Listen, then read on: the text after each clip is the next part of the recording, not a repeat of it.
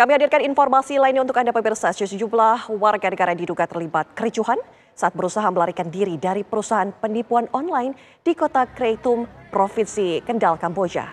Kedutaan besar di Phnom Penh mencatat WNI yang diamankan kini berjumlah 110 dan 67 orang akan segera dipulangkan ke tanah air. Dalam akun Instagram, KBRI di Phnom Penh menjelaskan bahwa 110 WNI itu diamankan di detensi imigrasi setempat. Mereka didata untuk dipulangkan. KBRI memastikan perlindungan bagi seluruh WNI yang diamankan. Dari 110 orang, 67 WNI akan segera dipulangkan ke tanah air. Insiden kericuhan terjadi di kota Kreitum 17 Oktober lalu. Para WNI berusaha melarikan diri lantaran mendapatkan penganiayaan oleh pihak perusahaan yang diduga terlibat aktivitas kejahatan penipuan online.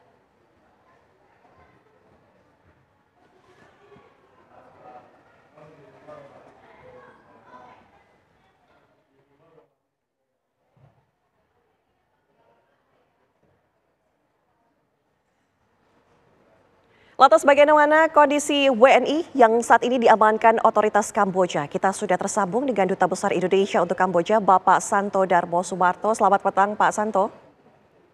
Selamat sore, Mbak. Apa kabar? Baik, Pak Santo, kami ingin tahu saat ini kami konfirmasi kembali berapa WNI yang ditahan di Kamboja, Pak?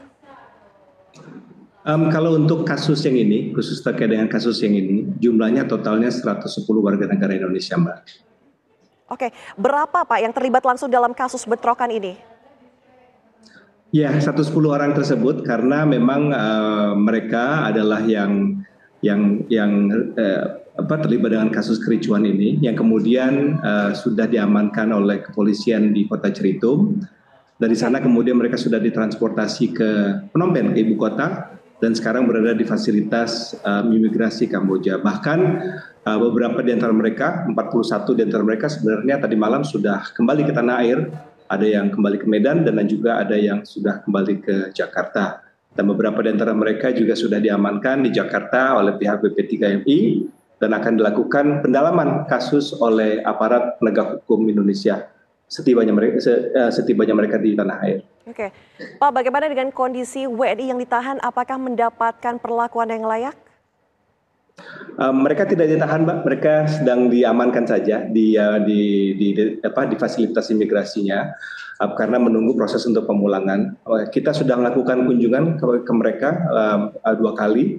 Dalam kunjungan tersebut kita lihat mereka semua dalam kondisi yang baik. Bahkan ada di antaranya beberapa yang sebelumnya ada di rumah sakit di Kreitum dan kemudian sudah ditransfer ke fasilitas imigrasi yang ada di Phnom Penh, dan kita lihat dan mereka kondisinya juga tidak membahayakan jiwa pasca dari rumah sakit itu. Jadi mereka semua kondisi kesehatannya aman saja. Oke, Pak, kami konfirmasi, kericuhan ini pemicu awalnya apakah benar karena penganiayaan yang diterima oleh para WNI?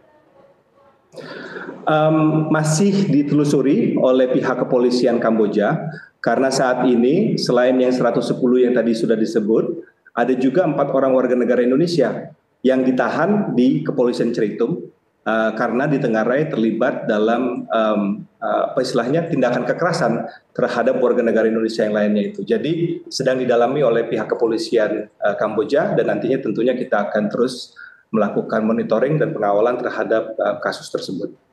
Oke, mereka ini sebelumnya bekerja di perusahaan yang merupakan perusahaan sindikat online penipuan, betul Pak?